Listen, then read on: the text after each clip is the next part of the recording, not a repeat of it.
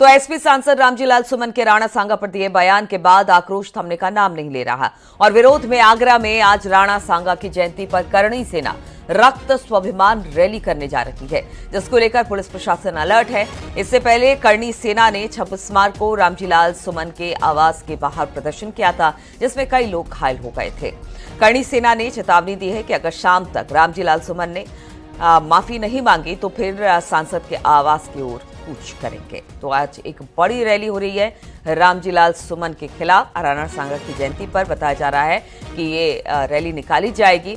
करणी सेना ने आज इसे स्वाभिमान रैली बताया है और इसी को लेकर अब वो कह रहे हैं कि अगर रामजीलाल सुमन ने माफी नहीं मांगी तो फिर ये जो पूरे लोग हैं वो रामजीलाल सुमन के आवास की तरफ कूच करेंगे।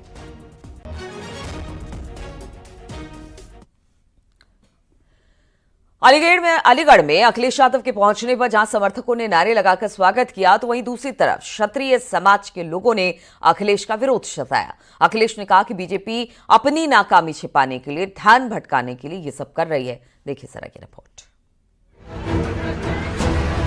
अलीगढ़ में एसपी अध्यक्ष अखिलेश यादव के पहुंचने पर जहां एक तरफ समर्थकों ने नारे लगाकर स्वागत किया, वहीं दूसरी तरफ क्षत्रिय समाज के लोगों ने अखिलेश यादव का विरोध जताया। हाथों में काले झंडे लेकर विरोधी नारे लगाए। इस दौरान प्रदर्शनकारियों की पुलिस से झड़प भी हुई, जिसके बाद 2 कार्यकर्ताओं को पुलिस ने हिरासत में लिया। वहीं इस बीच अलीगढ़ पहुंचे अखिलेश यादव ने बीजेपी सरकार पर निशाना साधा।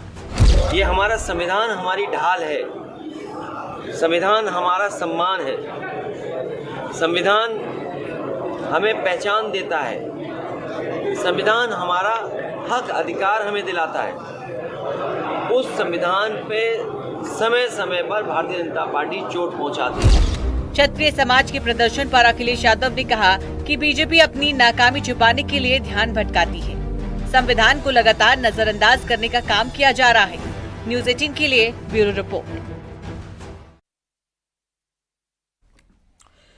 पूर्व विधायक विनय शंकर तिवारी, उनकी पत्नी रीता तिवारी, मैनेजर अजीत पांडे समेत कई के खिलाफ अब ईडी ने चार्जशीट दाखिल कर दिया है। ईडी स्पेशल कोर्ट में मनी लॉन्ड्रिंग की धाराओं में चार्जशीट दाखिल की गई है। बैंक में लोन लेकर हड़पने और कंपनियों में रकम डाइवर्ट करने के आरोपों में चार्जशीट दाखिल हुई है। फिलहाल विनय शंकर तिवारी और अजीत पांडे जेल में बंद है।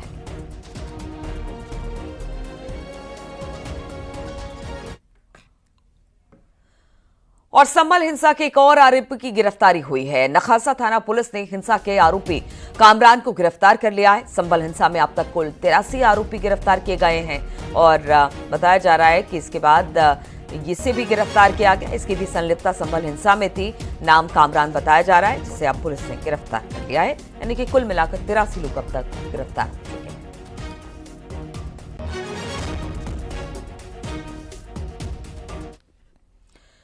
संभल हिंसा केस में शनिवार को संभल एसपी ने लखनऊ जाकर न्यायिक जांच आयोग की टीम के सामने बयान दर्ज करवाए। करीब 3-4 घंटे तक सवाल जवाब का दौर चला।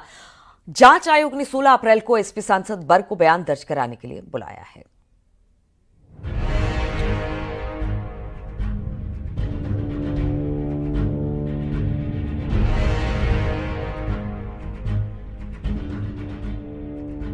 संभल हिंसा केस में एसपी कृष्ण कुमार बिश्नोई अपना बयान दर्ज करवाने लखनऊ पहुंचे। न्यायिक आयोग के सामने पेश हुए संभल एसपी से करीब 4 घंटे तक पूछताछ हुई। 3:30 बजे तक उन्होंने डिटेल में जितने भी मसले थे उन सब पे बातचीत की, उन सब के संतोषजनक जवाब भी दिए। उनके द्वारा जो एविडेंसेस, साक्ष्य और विवेचना में जो प्रगति है उसकी डिटेल्स मांगी थी, उन सारी डिटेल्स आयोग को दे दी गई है। आयोग के द्वारा उन सारे बयानों को नोट कर लिया गया है। आयोग के सदस्य और पूर्व डीजीपी ए.के. जैन ने बताया कि 16 तारीख को संभल सांसद जियाउर रहमान बर्ग के बयान भी दर्ज किए जाएंगे। जो सांसद संभल हैं और लोग हैं, मीडिया के लोग हैं, मीडिया के लोगों के लिए हमने 15 तारीख नियत किए हैं और 16 तारीख को माननीय सांसद और जो और लोग हैं उनको बुलाया है। संभल हिंसा की जांच न्यायिक आयोग लगातार कर रहा है। जल्द ही सभी बयानों को दर्ज कर आयोग अपनी रिपोर्ट पेश करेगा। न्यूज़ 18 के लिए ब्यूरो रिपोर्ट।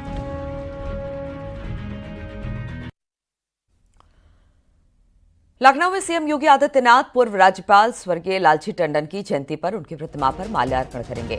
सुबह 10 बजे सीएम योगी पूर्व राज्यपाल लालजी टंडन की प्रतिमा पर माल्यार्पण करने वाले हैं। तो आज पूर्व राज्यपाल लालजी टंडन की जयंती है और इस मौके पर 10 बजे उनकी प्रतिमा पर माल्यार्पण करेंगे मुख्यमंत्री योगी आदित्यनाथ। और बीजेपी अंबेडकर जयंती पर एक भारत समृद्ध भारत की थीम पर करेगी कई कार्यक्रम। डॉक्टर अंबेडकर मैराथन का आयोजन भी इस दौरान होगा। महामंत्री संगठन धर्मपाल 13 अप्रैल को एक भारत समृद्ध भारत थीम पर मैराथन को दिखाएंगे हरी झंडे। दलितों को साधने का बीजेपी का एक भारत समृद्ध भारत का प्लान दिखाई दे रहा है।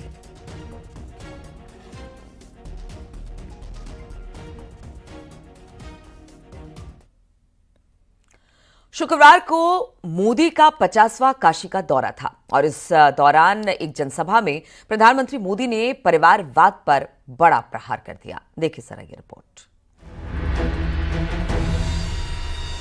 पीएम मोदी अपने संसदीय क्षेत्र वाराणसी पहुंचे। अपने 50वें दौरे पर काशी में पीएम मोदी ने 3,884 करोड़ रुपए की 44 विकास परियोजनाओं की सौगात दी। इस मौके पर पीएम ने कहा कि काशी मेरी है और मैं काशी का हूँ। मेरी काशी प्रगतिशील भी है। काशी अब पूर्वांचल के आर्थिक नक्शे के केंद्र में है।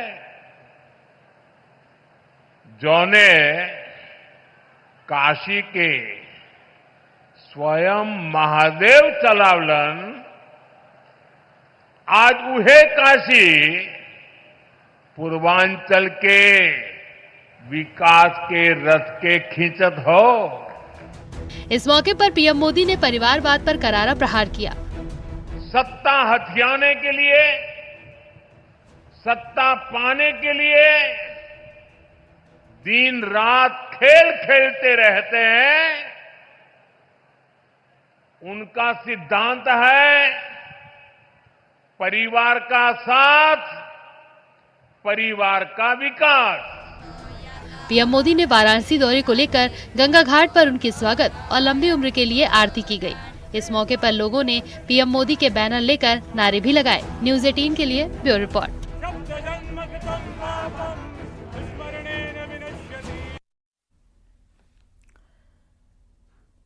प्रधानमंत्री नरेंद्र मोदी ने अपने वाराणसी दौरे के दौरान प्रदेश के 21 पारंपरिक उत्पादों को जीआई टैग का प्रमाण पत्र दिया।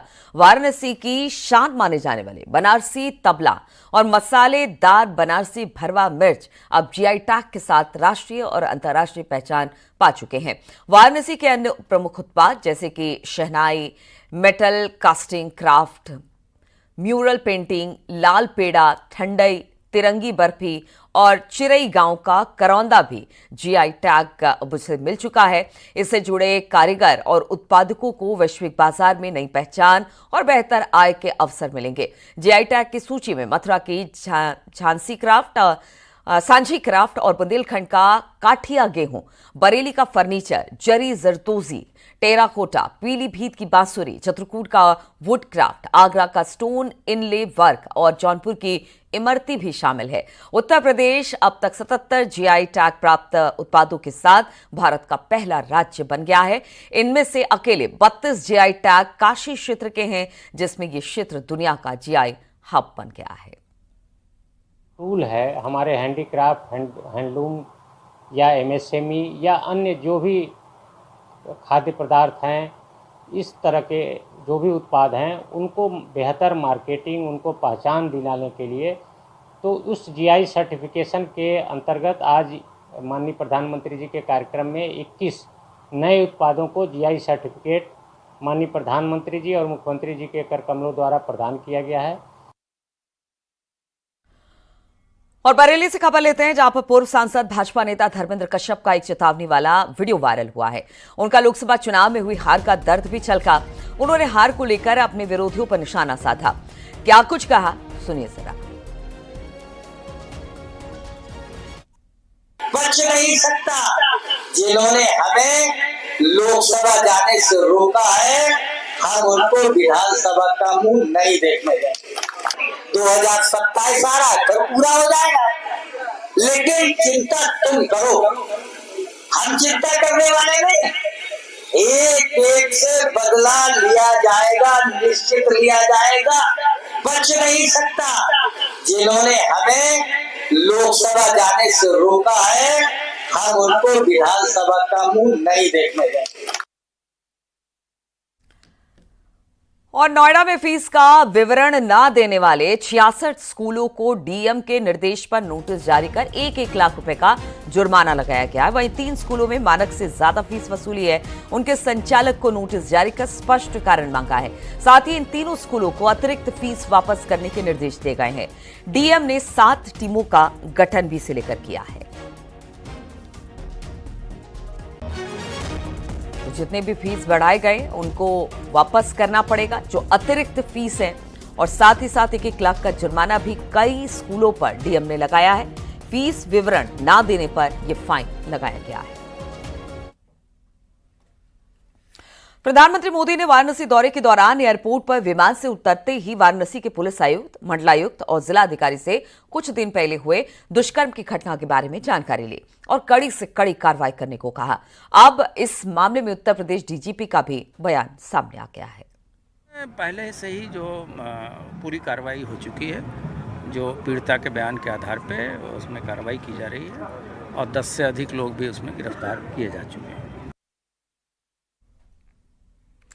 लखनऊ से खबर, जहां पर रिटायर्ड डॉक्टर को डिजिटल अरेस्ट कर 95 लाख रुपए की ठगी का मामला सामने आया है। रिटायर्ड डॉक्टर बीएन सिंह को जालसाजों ने 2 दिन तक डिजिटल अरेस्ट करके रखा। कोरियर पार्सल में अवैध सामान मंगवाने के नाम पर, जांच के नाम पर उन्हें धमकाया गया। जेल भेजने की धमकी देकर 95 लाख रुपए खाते में ट्रांसफर करा लिए। उनके खाते में रिटायरमेंट और फंड की रकम थी। एफआईआर दर्ज कर मामले की छानबीन में इस वक्त लखनऊ साइबर पुलिस जुटी हुई है।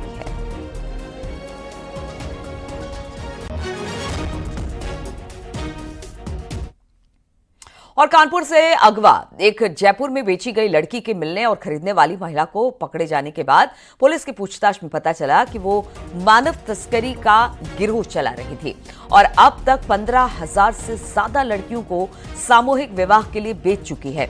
लड़की को उसने 2.5 लाख रुपए में खरीदा, धोखे से उसकी शादी कराई, जहां से भाग निकली लड़की ने अपने परिजनों को इस बात की जानकारी दी।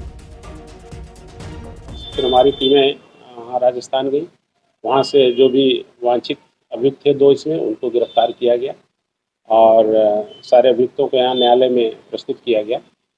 इसमें पीड़िता का मेडिकल परीक्षण और उसके बयान आदि की कार्रवाई प्रचलित है।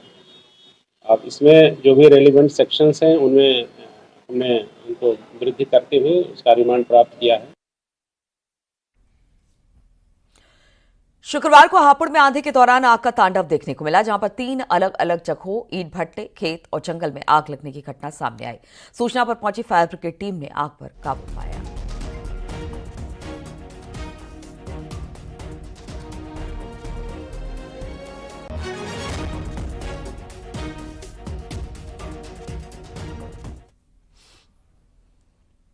अमरोहा के धना नगला इलाके में ईंटों के भट्टे में रखे भूसे में तेज आंधी की वजह से आग लग गई। 112 पुलिस मौके पर पहुंची तो वहीं हापुड़ में आंधी के दौरान आग का तांडव देखने को मिला।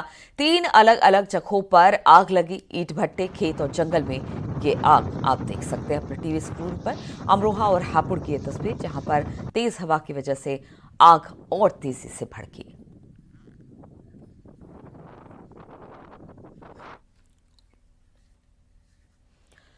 बुलंदशहर में तेज आंधी से दर्शक दीर्घा में बिजली का खंभा गिरा। खंभे की वजह से दीवार भी गिरी।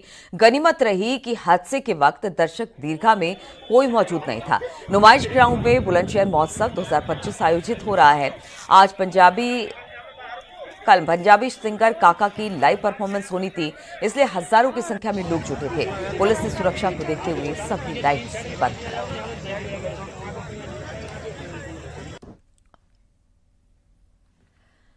खबर प्रयागराज से, जहां पर माफिया अतीक के करीबियों के खिलाफ प्राधिकरण का एक्शन जारी है। पीडीए ने अतीक अहमद के करीबियों के अवैध प्लॉटिंग पर बुलडोजर चलवा दिया। 9 बीघे में अवैध प्लॉटिंग की गई थी, बिना लेआउट तैयार किए या फिर प्लॉटिंग हो रही थी, इसे पास भी नहीं करवाया गया था।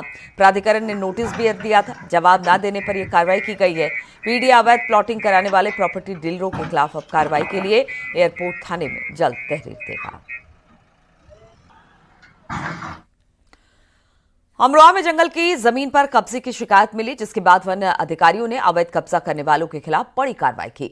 अवैध कब्जों को बुलडोजर से गिराया गया और इस दौरान लोगों ने काफी हंगामा भी किया।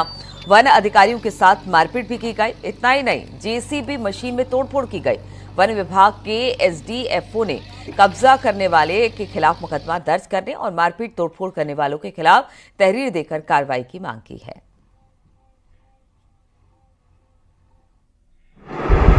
जेसीबी मशीन के माध्यम से अतिक्रमण को हटवाते हुए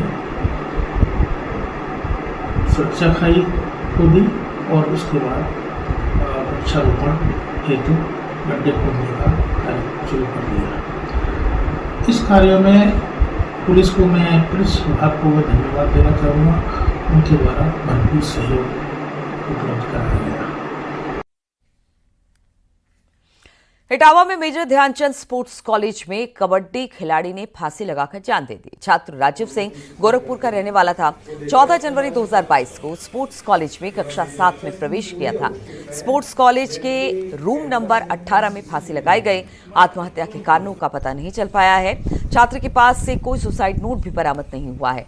आपको बता दें कि स्पोर्ट्स कॉलेज में ये कोई पहला केस नहीं है, इससे पहले भी कई छात्र छात्राएं सुसाइड कर चुके हैं। और ये फिर बिना पैसे आते हैं जब सुसाइड करते हैं, वो देखा है आपने लाइव सुसाइड उसका। उन्नाव में रिटायर्ड कर्नल ने कैब ड्राइवर पर पिटाई का आरोप लगाया है। कर्नल ने केस दर्ज किया और आरोप लगाया कि 5 अप्रैल की रात उसने कानपुर से कैब बुक कराया, जिसका ड्राइवर वसीक रजा भी था। फोन पर कर्नल वक्फ कानून बनने पर अपने दोस्तों से तारीफ कर रहे थे। कर्नल का आरोप है कि मुस्लिम ड्राइवर ने लोकेशन भेजकर अपने साथियों को बुलाया और मारपीट करने लगा। इसके साथ ही उनके रुपए और बैग भी छीन लिए। पुलिस ने आरोपी ड्राइवर को गिरफ्तार कर लिया है, लेकिन कई वीडियो वायरल रहे हैं जिसमें कर्नल नशे की हालत में हंगामा करते हुए दिखाई दे रहे हैं और कैब ड्राइवर को दौड़ाते हुए नजर आ रहे हैं। फिलहाल मामले की छानबीन आर्मी वाले भाई साहब जो हमको मार रहे थे, ये एडीएम सिटी से पुलिस वालों की बात कर। तो इन तमाम खबरों के साथ इस बुलेटिन में फिलहाल इतना ही। रुकेंगे छोटे से ब्रेक के लिए, लौटेंगे उत्तराखंड की खबरों के साथ।